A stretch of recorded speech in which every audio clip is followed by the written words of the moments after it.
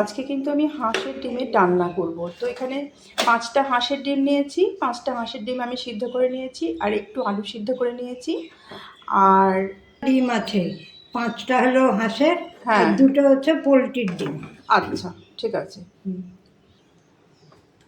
হাঁসের ডিম একটু কম ছিল বলে মা 2টো পোলট্রি মুরগির ডিম দিয়েছে। তো ডিমগুলোকে আমি বেশ ভালো করে ভেজে নেব, আর ডিমগুলোর মধ্যে লবণ হলুদ মেখে নেব। ডিমের মধ্যে আমি লবণ আর হলুদ মেখে নেব।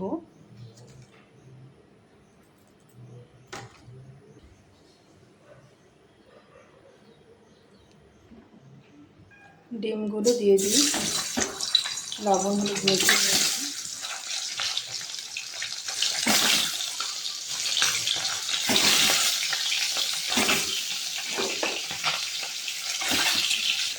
ডিমগুলো বেশ লাল লাল করে ভাজলে কিন্তু হাঁসের ডিমটা ভালো লাগে। তো হাঁসের ডিম বা মুরগির ডিম লাল লাল করে না ভাজলে কিন্তু আমার খেতে ভালো লাগে না। তো লাল লাল করে ডিমগুলো ভেজে নেব, তারপর তুলে নেব। তারপর বাকি ডিমগুলো ভেজে তুলে নিলাম। তারপর ওই তেলের মধ্যে আমি কয়েকটা আলু দিয়ে দেব।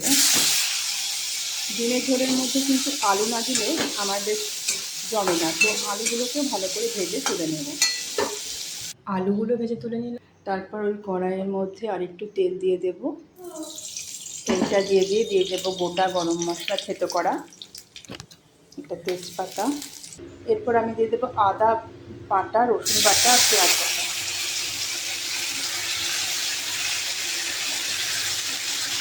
পেঁয়াজ কুচি দেব না, আমি পেঁয়াজ বাটা আদা বাটা দিয়ে দেব পরিমাণ মতো লবণ, পরিমাণ মতো হলুদ। তারপর মশলাটাকে বেশ ভালো করে কষিয়ে নেব। মশলাটা কষানো হয়ে গেলে দিয়ে দেব জল। মশলা কষানো হয়ে গেছে, মশলা থেকে তেল ছেড়ে দিয়েছে। এখন পরিমাণ মতো মিষ্টি দেব। তারপর কিন্তু আমি পরিমাণ মতো জল দিয়ে দেব।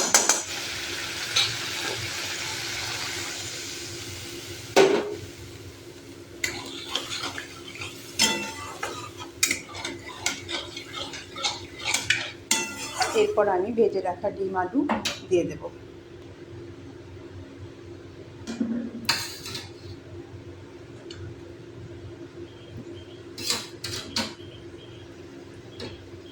ঝোলটা একটু ফুটিয়ে নিয়ে তারপর আমি নামিয়ে দেব।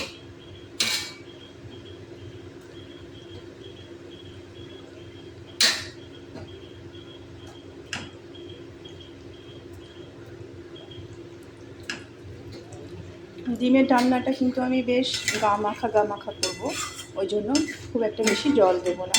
সামান্য একটু ফুটে গেলেই নামিয়ে নেব। আর আগে থেকে যেহেতু আলু আর ডিমগুলো তো সিদ্ধই হয়ে আছে, ওই জন্য বেশি সিদ্ধ করতেও লাগবে না।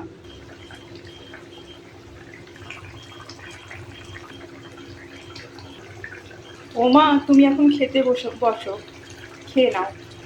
হ্যাঁ, দেখো আমি ভাত তুলে বসছি। হ্যাঁ আচ্ছা ওমা, খেয়ে নাও। আচ্ছা, ওমা কেমন হয়েছে ডিমের ডালনাটা? খুব ভালো।